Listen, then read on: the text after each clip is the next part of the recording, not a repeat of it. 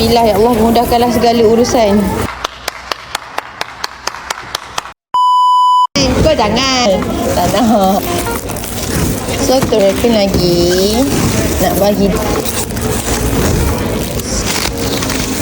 Ini anak. Lepas tu, kita pusing dekat dia lebih kecil. Ini untuk apa ni? Lagi sekali lah. Tangan aku dah tak rasa banget.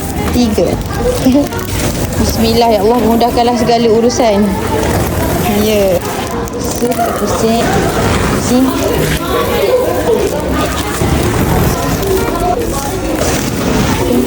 Pusing. Tebal-tebal.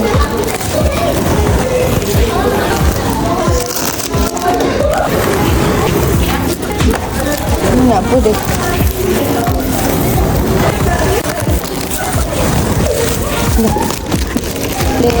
Satu, dua, tiga,